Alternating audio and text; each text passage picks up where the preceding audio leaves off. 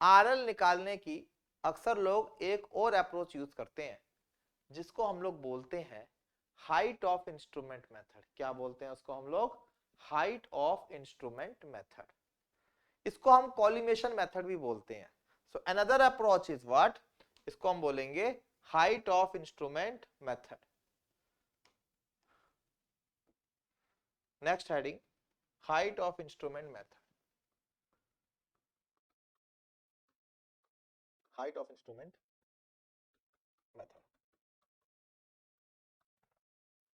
या फिर collimation method या फिर कॉलिमेशन मेथड। ठीक है।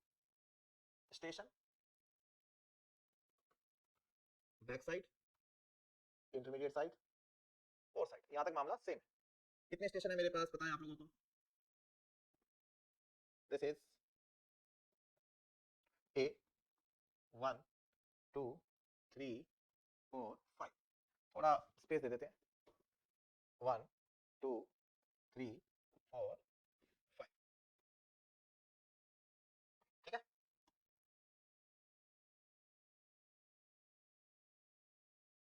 ठीक है, चलिए अब मेरी बात सुनना, अब फिर से ध्यान से सुनना। सबसे पहली रीडिंग ली आपने ए पे। आपने देखा यार, जब तक आपका इंस्ट्रूमेंट चेंज नहीं हो रहा, जब तक आपका इंस्ट्रूमेंट चेंज नहीं हो रहा, तब तक ये जो लाइन थी इसका एलिवेशन मेंटेन था। आप देखो, जब तक ये इंस्ट्रूमेंट की पोजीशन चेंज नहीं हुई तब तक ये जो लाइन थी इसका एलिवेशन मेंटेन था। इसी लाइन के एलिवेशन को बोलते हैं हाइट ऑफ इंस्ट्रूमेंट। और जब आपने इंस्ट्रूमेंट चेंज किया तब भी ये लाइन सेम लेवल पे थी, तो कहीं चेंज नहीं हुई। इसी लाइन के एलिवेशन को बोलते हैं हम लोग हाइट ऑफ इंस्ट्रूमेंट। क्या आप मुझे बताएंगे कि हाइट ऑफ इंस्ट्रूमेंट कितनी है? यहां पे इस वाले केस में what is my height of instrument? Anybody? इस पिंक लाइन की हाइट, इंस्ट्रूमेंट की हाइट, इसको हम लाइन ऑफ कॉलिमेशन भी बोलते हैं। इसको हम क्या बोलते हैं? लाइन ऑफ कॉलिमेशन भी बोलते हैं। तो इस लाइन ऑफ कॉलिमेशन की हाइट कितनी है? जहूर बोल रहे हैं 458। No, yes, Tabassum is right, it is 459। Very good, very good Shashi, very good Asmat, very very good. Zahoor क्या कर रहे हो भाई? 1 मीटर नहीं है ये भाई, 457 तो इसी का लेवल है। इसमें आप 2 मीटर और ऊपर चले गए तो ये जो आपकी लाइन है ये कितनी हो जाएगी यहाँ पे? It is basically 459।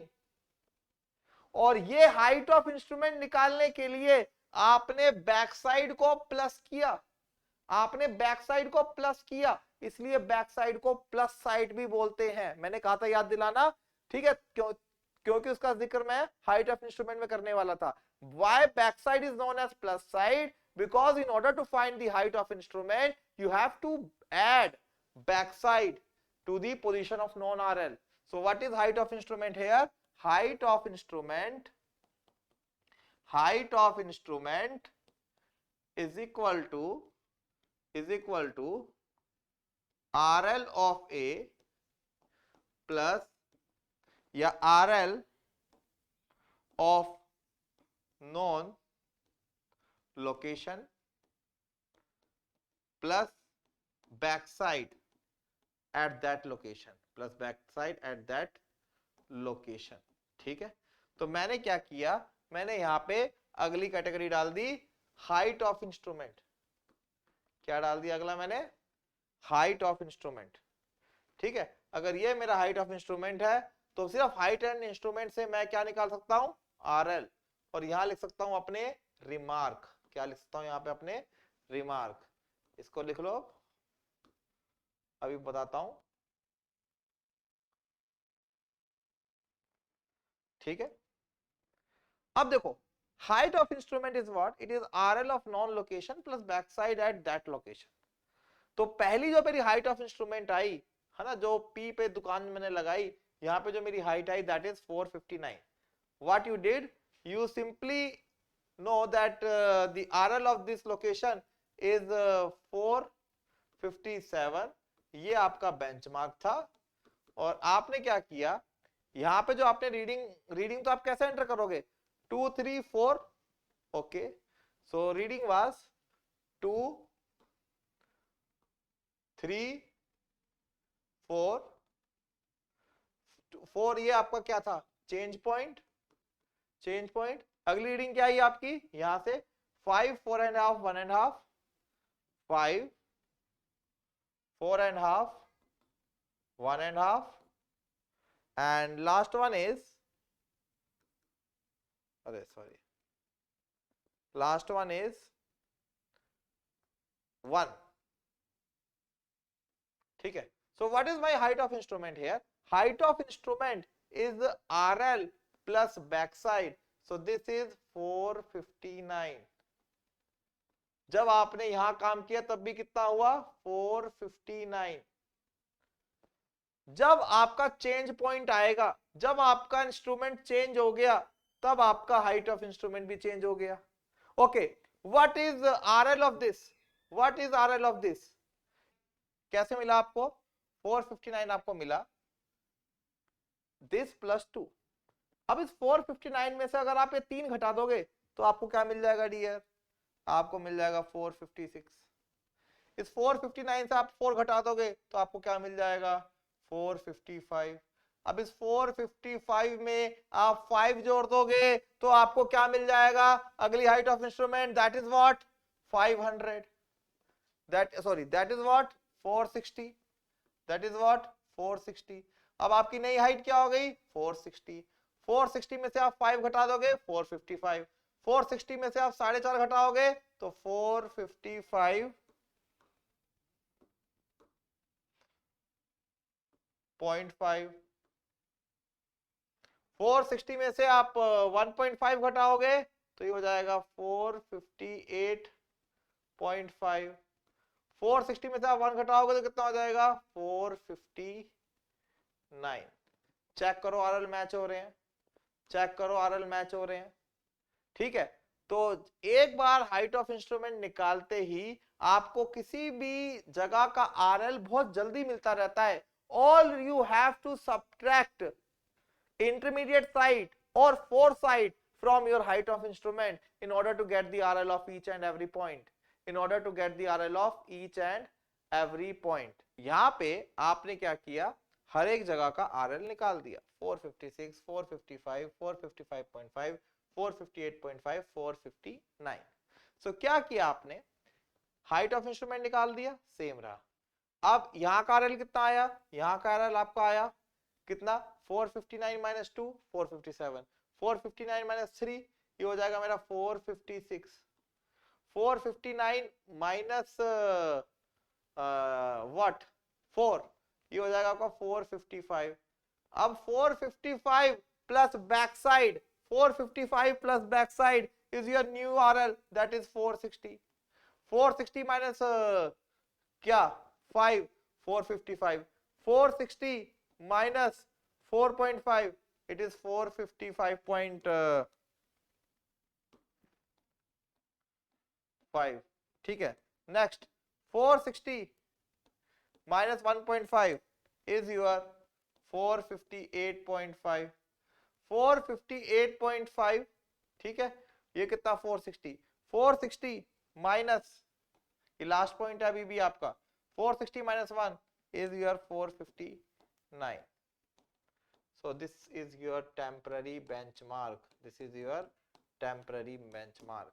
इसको बोलते हैं हाइट ऑफ कॉलिमेशन मेथड या height of instrument method.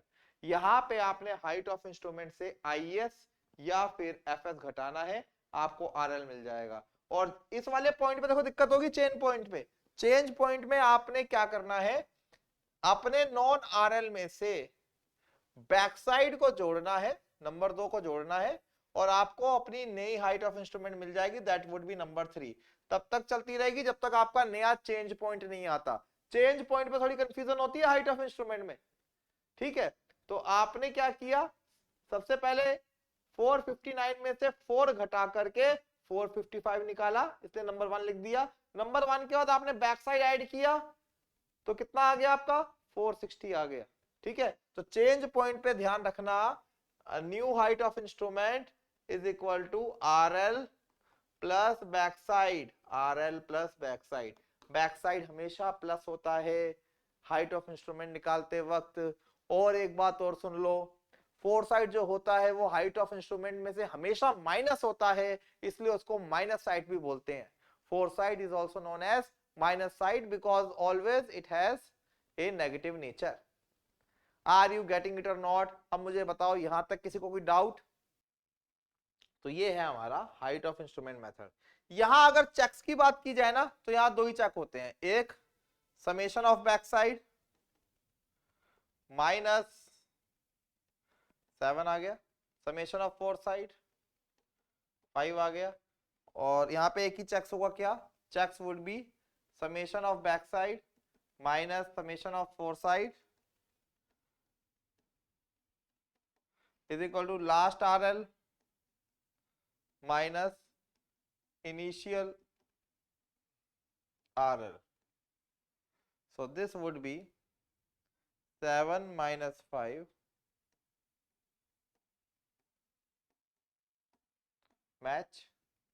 Height of instrument method rise and fall method से फास्ट तो है, height of instrument method collimation method से फास्ट तो है, sorry rise and fall method से फास्ट तो है, बट इसकी एक्यूरेसी उतनी नहीं होती।